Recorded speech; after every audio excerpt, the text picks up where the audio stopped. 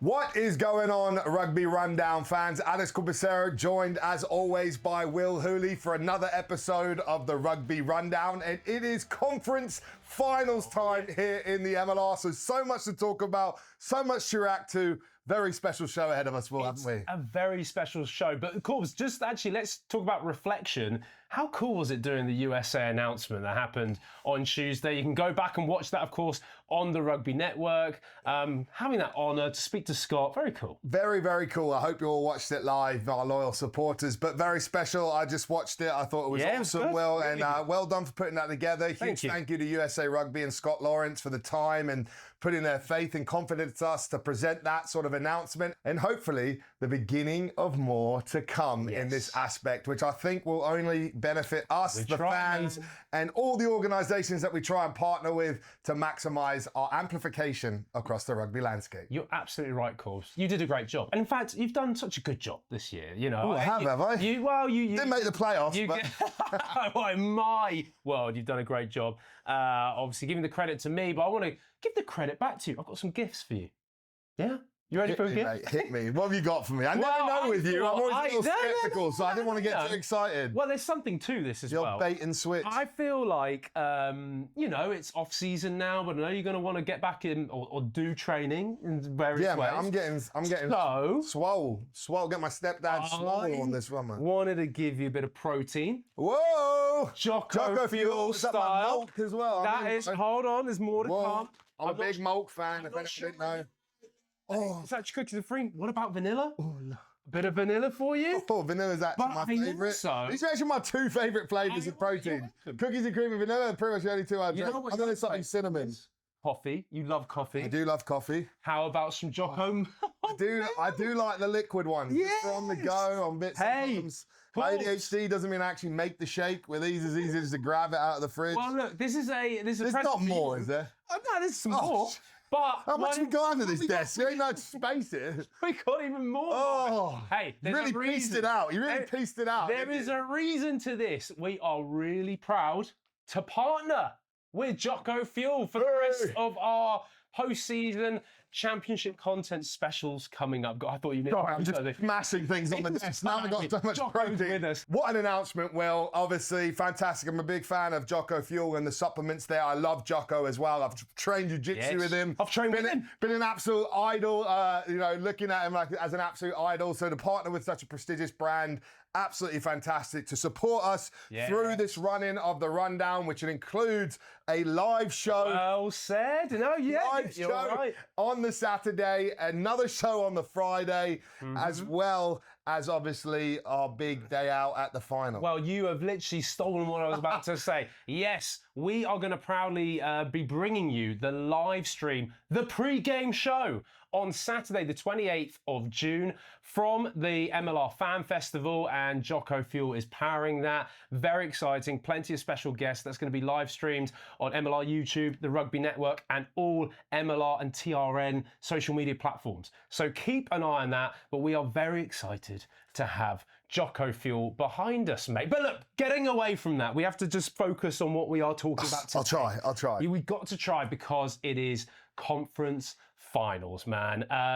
How exciting. We're down to the last four. Down to the absolute wire. We're down to the last four. And, you know, it didn't disappoint. It's been a very competitive sort of season all year. And I think the playoffs reflected a lot of that. Some closer than others, but all were pretty competitive games. And for me now, we're looking at who's the best in the West. Who's your beast in the East? And it is some juicy matchups, you know. If you look, you've got Houston Sabercats having to travel to the Utah Warriors after a win, delayed on a Monday night against LA. And then you had Utah, who beat Seattle at home on the weekend. Who will finish in that one? Obviously, weirdly, Houston dispatched Utah both times this season. I talked to Pote a little bit about it on the show as well. Definitely could be the bogey team there. And then the East. You could go for the three-peat there. The New England Free Jacks still in it. And then, of course, the Chicago Hounds wanting a bit of redemption for last year. But of course, we could talk about it. Yeah, I could We could ramble. talk about it all day. But on this show, we wanted to bring a special to you guys because we've got the four most important people, really, and they are the head coaches for all four of those franchises, man. I know you. I thought you were going to say the 4 referees. Wow, hold on a minute. Well, let's not get too far ahead of ourselves. We have got on the show the head coaches from the East and the West. And first of all, I'm going to get out of here, or more like you're going to get out of here, and I'm sat down, or get sat down, with New England Free Jacks head coach Ryan Martin, followed by Chris Latham, the head coach for the Chicago Hounds. Ryan, thank you so much for joining me ahead of the big Eastern Conference Final. Just touching on that win against Miami, 32 points to 10. You started unbelievably 19 seconds and Bellicana gets in, and you kind of had the control throughout the game. Reflecting on that semi-final performance, you must have been happy. Oh yeah, totally. Like Miami have had a fantastic season, haven't they? They've knocked over some big teams, and geez, they're just so passionate, so emotional. They play for their coach, and for us to kind of punch them in the nose early with that early try, set the tone a little bit. It was a plan for us to go after that really early on, and they attacked our breakdown really well. They kind of got themselves back into the game through that, but we absorbed a lot of pressure, especially between that 20-minute, 30-minute mark, and turned around and put a good try back on them. And we actually felt really good at halftime. The boys are super fresh, and we knew we needed to roll up the sleeves in the second half and just give them nothing. And we thought that would be do the job there for 20 minutes. And yeah, it kind of worked out as we expected, which is pretty cool. Talking about building pressure, obviously now is the Eastern Final. Where you wanted to be, you're top of the East. This is a repeat of last year. I know, Ryan, you weren't in the system last year. It was Scott Mathy, but Chicago. It's a massive one. You guys play a similar brand of rugby, I feel, both defensively excellent. You're the best in the league in that area, but also have a really quality set piece. What have you been talking to your lads just in terms of building up to this big game? Yeah, it's quite cool because we've earned the right to obviously have the 2 playoffs at home, which for me is a big thing just for the club in itself.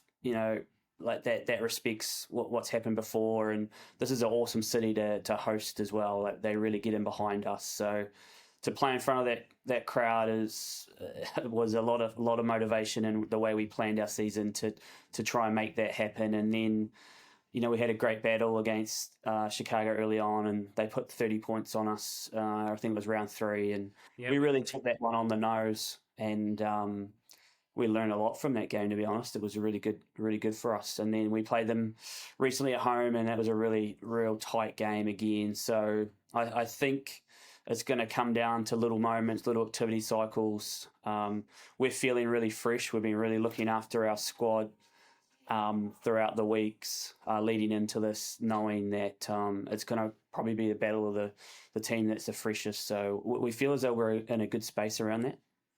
You've mentioned there in terms of the freshest, and it's a 23-man effort. I've noticed throughout the season, New England Free Jacks, you've had some injuries. Obviously, Jason Potros not being available for large parts of the season, not available in these playoffs. But Dan Hollinshead has come in and played really well. I look at the likes in the midfield. LaRue Milan has had a great season. Wayne Vanderbank, MVP last year, but he sits maybe more on the peripherals. And then in the forwards as well, there's been some excellent performances. How have you dealt with your squad to try and, as you say, keep them fresh and ready? Yeah, we had a fantastic awards night recently, and one of the key stats that came out of that was of our 40 members involved with the Free Jacks this year, we've used 39. And a little bit of that was necessity at the start of the season, but we've definitely been really mindful of rotating the squad. We've been together for 6 months now, so it's a long time in a really combative sport. Big travel when you go to West Coast and different tariffs and so forth. So we're really mindful of rotating the boys, and we've got to the point now where a lot of people are putting their hands up weekly. Selection is really tough. Got to have some tough conversations every Monday around that. So, which is a good thing, isn't it? It means that lots of guys are wanting to be involved. So, I just really believe the management group have done a great job of managing the squad through to this point, and A lot of guys are putting their hands up. You look at LaRue, he's in the form of his life. It just anything he touches turns to gold. Look at Brock Webster. 72 kgs weird, isn't he? And he's just playing like he's 100 kgs anytime he touches the ball. So, the boys are in a good space, and we're just all about confidence and pulling the trigger. Well, you know about playoff rugby as well. Going for the three-peat, and you mentioned already you got this East final at home. Are you dealing with it? Pressure's a privilege, right? But at the same time, there's a lot there. And the finals in Rhode Island, just down the road. And against a team like Chicago. I mean, look, it's a bit of a mountain of pressure on you guys to perform. Yeah, it is and it isn't. Like, you got to look at it the other way, that Scott Matthew and the management crew before us gave us this brilliant opportunity to do something that no one's ever done before. And we've treated the whole season like that. That what's happened before has put us in a spot to chase a three-peat. It's never been done. And we've almost kind of said, rightio, we've rolled up the sleeves and said, let's take that challenge on. And I don't think that's just the style we are. It suits all of our personalities about the Free Jacks. Started really humble beginnings and put ourselves in a spot to do this. So we're probably looking at more that way, I'd say, yeah. What does it come down to when you take that field at 1 p.m. on Saturday? What does it come down to against the Hounds? Oh, I think it's across the board. Like, if you're playing with confidence, if your team's seeing the correct pitches and they're pulling the trigger and they're smiling and they're enjoying their rugby. You look at Paula when he's scoring his tries and, he's got that beautiful big smile to the crowd. Like, that's what these games come down to. It's not been about a small and tightening up. It's been big and seeing a big moment and just backing yourself to do it. And that's kind of what we've been trying to install all this year, and I believe we're playing some pretty cool rugby at the moment and winning those big moments at the time. So we're just going to continue to look to do that. Appreciate it, Ryan. It sounds like you're by the gym. I can let you get back in there, join the atmosphere, join the vibe. The vibe is good at the Free Jacks. Good luck against Chicago on Saturday. Thank you very much. Chris Latham, thank you so much for joining us here. Spoken to Ryan Martin, the big game coming up in the Eastern Final. But first and foremost, congratulations. Great win against DC, 27 points to 16. It wasn't straightforward and you really had to work hard, but reflecting back on that game, how impressed were you with your boys? Yeah, very. And, that's, we've been speaking about it for quite some time. That's finals footy. Finals footy is never pretty. Finals footy is finding a way to work through the things that aren't working and then stick to the things that are working. And, and what we found was in the first half, we couldn't get the ball. That was down to DC's credit. They play a very expansive game and they play it well. But the things that were working for us were that our defense was holding and, we were connecting well, and all the things that we said we needed to do was what we had to do, and that was working well. So whilst we didn't get the ball, we weren't getting frustrated. And the pleasing thing that when we came off at halftime, we knew that the wheel would turn and we'd get a chance with the ball. And when we did, we had to use it smartly. I was very, very happy. And it sets you up now for a rematch of last year's Eastern Final. Like Ryan Martin, you weren't involved in Chicago back last year, but there must have been rumblings around the club just in terms of getting your own back. You've beaten the Free Jacks already this season. A reminder in week 3, convincing win in the end in week 3, 36 points to 7, but then lost in week 13 to New England. How much respect do you have for them? And then equally as well, sort of double barreling that, what do you know? What's going to be the competition you're expecting come Saturday? Yeah, it's like any team. You have to have that level of respect. If you don't, your performance is going to reflect it. So, there's the immense amount of respect there. They're 2-time winners. You don't get 2-time winners if you don't know what you're doing. So, there's obviously that respect there.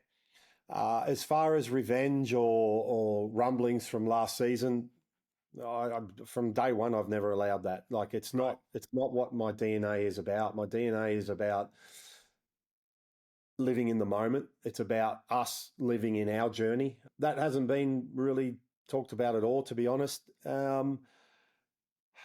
and I guess as far as what we're expecting, I mean, it's going to be a physical battle.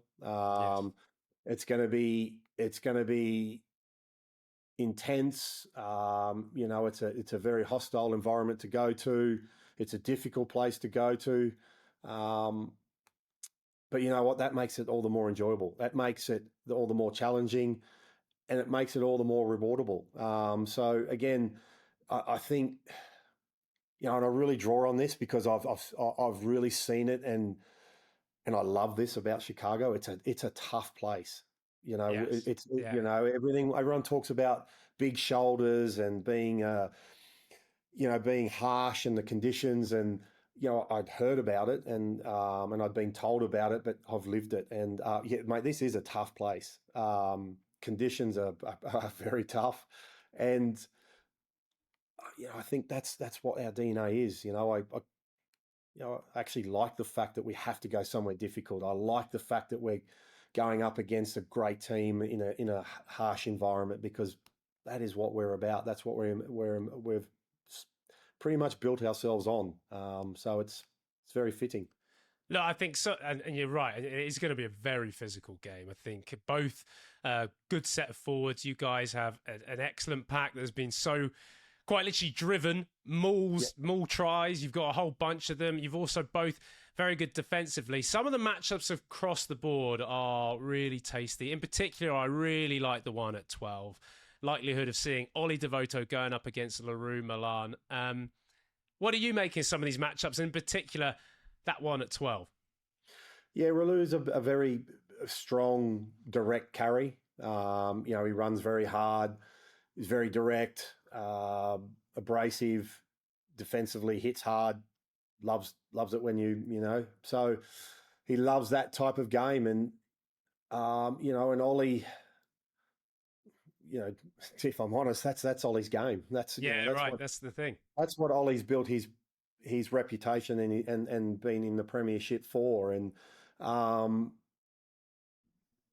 but we've seen a little bit of something out of Ollie that I love the last couple of weeks, is that little deft touch on the boot, and the little subtle pass, and I think, and I only just said this to him today, which I was being super proud and very keen to see for a long time. And he's been a leader, but he's led more by example than voice. He puts himself in the way of being the one that, I'm sorry, boys, I'm guilty of this, and these are the areas we need to be better at, and I need to put my hand up and be better at that.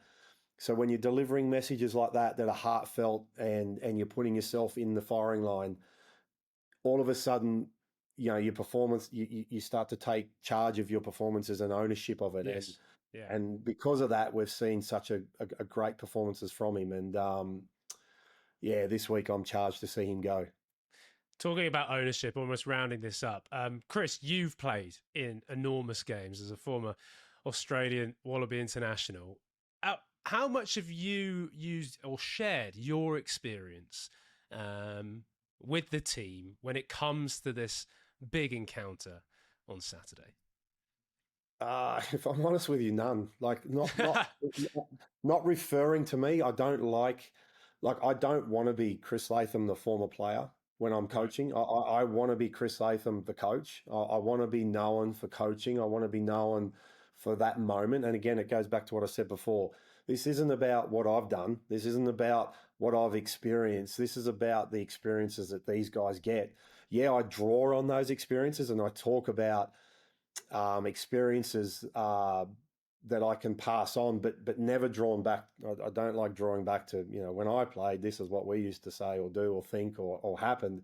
It's more about just talking about stories of big games and emotions, and how those things and how to keep those things in check is more to where I draw on. But yeah, like I said, this is a moment for these boys. Like, they've worked their tail off, and it's well deservingly what they've achieved. And this is, as we've said all year, this is about the 43 players that we have in the squad, that contribute to week in and week out. So, they're the ones that write the story through the week. They're the ones that are going to tell the story at the end of the day. So, it's about them expressing themselves and about them wanting to, I guess, write that story. Last question. What's it going to take? It's a big game. You guys maybe go in there slightly as underdogs. What's it going to take? I love being an underdog. It's going to take discipline. It's going to take clarity.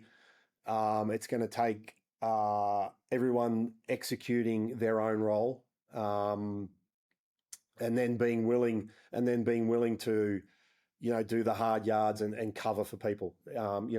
Again, finals footy is never pretty, but it comes down to those that want to work the hardest. And if you're working harder than your opposition, if you're covering for your mate and then your mate's covering for you, then, we're starting to look after each other. And when we're looking after each other, things start to happen. Awesome. Chris, good luck on Saturday. Good luck to the Hounds. It's going to be an epic battle. All the best. Yeah, pretty pumped. Thank you. Good work, Will. Thanks. Good work. Very great interviews. Great to get the head coaches Really on as good well. men. And mate, what a clash. That hard. one is hard to call. That Physical. one. It's going to be very physical. Yeah, and it'll be niggly, like the kick game, the maul area. I think who can get the exchanges, Well, and the then who matchups. comes off better in the contact. It's the for me, it's the matchups, as you said, in the forward area, particularly up front in the line out. Chicago, so good in that area, particularly the maul, like you've mentioned. But I just think there's a couple of great matchups. Spoke with Chris Latham there about Ollie Devoto going up against LaRue Milan. I think that's tasty. That is box office. Just in itself. But yeah, it's going to be a real tight finish in the East. That game is at 1 p.m. on the Saturday, ESPN2 and the Rugby Network around the world. But we are quickly out of the East and we're going to set ourselves in the West because I pushed you across towards... Oh, you pushed me, I did just you? pushed you across towards the... No chance you will ever push me in the history of humanity, mate. Well, look, put it this way. I will give you $5,000 if you can push me, and people say that was actually a push. Let's get him back on track. Push him back on track. I love a side quest.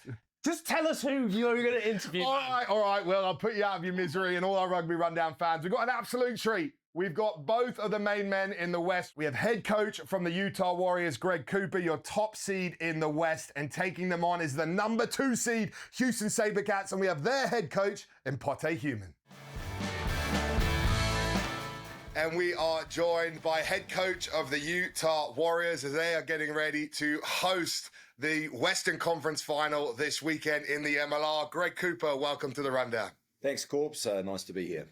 No, mate, it must feel good to get that first sort of playoff game out of the way. Obviously, been a successful year for you, but at the same time, finally here in the business end of the season must be a bit of a relief as well. Yeah, it is, Corbs, and as you know, it's a challenging season. It starts early, not much of a break, and obviously this year having that storm week, it just congests things a bit. So, yeah, it is nice to be at the business end of the season, and we've got another week. Hopefully, it's another one more week after this. But yeah, it's Houston first up. Yeah, well, your season on a whole, you hit the ground running and really showed, like, from early on, one of the teams to keep an eye on in this competition. There was a bit of a sort of middle end period where there was a little bit of a dip in performances, but you seem to have come back round, right in this final stretch. Just talk about the season on a whole before we get into the playoffs and what's coming up. Yeah, like if you look back at the start of our year, not having that... round one we didn't have, so we ended up going to round 2 was our round 1. So we only got that one bye. So it was always going to be a bit of a challenge because you know what it's like, those 2 bye weeks gives you a chance to freshen up. And we probably didn't really get a chance to freshen up. So we had to manage. And then like every team, we get injuries along the way and it starts putting a bit of pressure on, 1 or 2 losses. And now you've got to regroup. So we had a couple of moments throughout the year where we regrouped, looked at what we needed to improve on. And I think that was a quality of the year, or certainly the highlight for me was go through a bad patch, find solutions, and then get back on top of it. So, look, it's nice to be where we are, but, like every team, we've had our challenges. No, definitely. And if we look at the game against Seattle, obviously successful win, but it was a bit of an arm wrestle game. Obviously, a team that found a way maybe earlier in the season at home to beat you guys on a very windy occasion. This one still, if you looked at those stats at halftime, you'd be very frustrated if you were Seattle that you hadn't come away with more based on the territory, the possession, and everything. But I think their execution let them down. And then I think your team's execution at times was the difference maker between the two sides. Yeah, and I think it's probably been the story of our season, hasn't it? Really, we've been most games we start pretty well, and then we have those little moments and we let teams in, and clearly the sin-binning penalty try was a catalyst to let them back into the game. And look, Seattle's a good side, and how many games have they won at the death this year? Yeah, it was a close one. They could have come back and done that.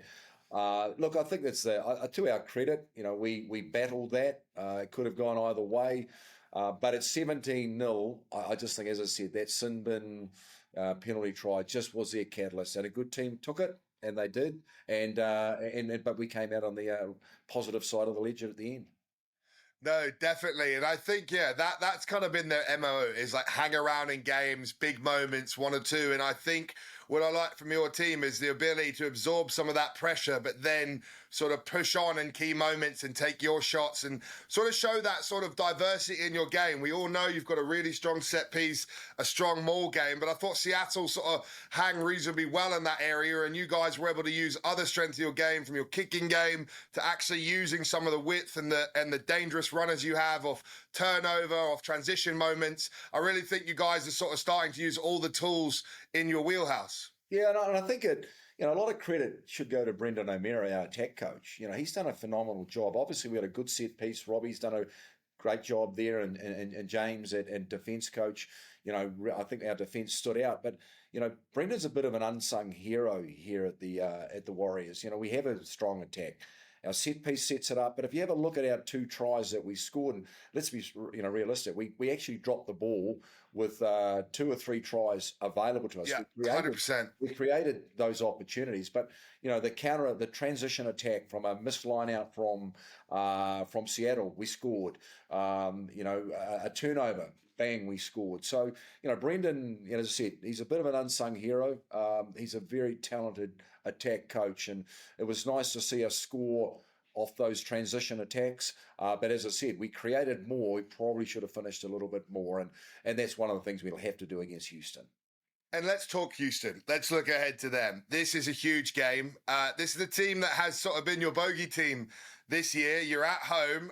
Talk us through the last 2 results against them, why you think they've been successful, and what you're expecting this weekend. Well, I think first and foremost, they're really well coached. They've got good balance, and they deserve to win the 2 games that they beat us. It really did. Tactically, I think we were a bit off in our first game here. Drew Wild, I thought, had a fantastic game. And then the last game, it was sort of on the back of that challenging period. We had our Storm week, then we had a Monday game against Seattle, then we had to go to Houston. So it was a bit of a challenge. I think both teams will know that, yes, they deserve to win those games, but this is playoff time. If we need to be better than we were, and I think we are better than we were, because if we're anywhere near where we were the last 2 times we played against, we won't come away with a positive result. So, I think we're in a better state, and hopefully this week we can, we can get up, match them up front, because you have to do that, as you well know, and then we have to use the balance in our game, whether it's our kicking game, our attack game. But if we don't stop their big rampaging forwards, it'll be a tough night. So, both sides of the ball. When we've got the ball, we've got to use it. When they've got the ball, we've got to stop them, because if they get on a roll, it'll be tough. Yeah, I'm looking forward to some of the forwards battles. 2 big packs, there'll be some juicy scrums. I think the maul and the line out and how they're able to potentially press you there, or you're able to disrupt and then get your game going, could be one of the catalysts decides the way the game goes, as well as the sort of kick contest as well. And I guess, Greg, as we're wrapping up, we're all looking forward to that game. But just a bit on this year, this team, what it means. There's been hype all year, but now you're actually at the big dance, an opportunity to book a ticket in the final. What would it mean for you in the group to go out there and be successful this weekend? I think Corbs, I look at what I mean to Utah because this is a really big rugby state. Rugby's a good sport here. It's followed highly. Look, I think it'll be great for Utah. I think it'll be great for the community, the rugby community. But just for us, we, like every team, we got together on January the 6th. We've worked really hard. We've had our moments. We've never been this far before, so it'd be great to win this game on the weekend and then go to Rhode Island. So it would mean a lot because, look, let's be realistic here. Let's look back. We had a bad year last year. We tried to find solutions around it. We've moved forward, and now we're in a position to actually go the whole way. But, we're being definitely one game at a time. It's Houston first. If we nail that one, it would be a great experience. Awesome, Greg. Well, good luck. We'll be watching closely and cheering for you in the voice. Thanks, Corbs. Do appreciate it. And joining us on the rundown is Pote Human, head coach of Houston Sabercats, fresh off a delayed victory, but your first ever victory in the playoffs last night against LA. Pote, what's your reactions, mate? How you doing?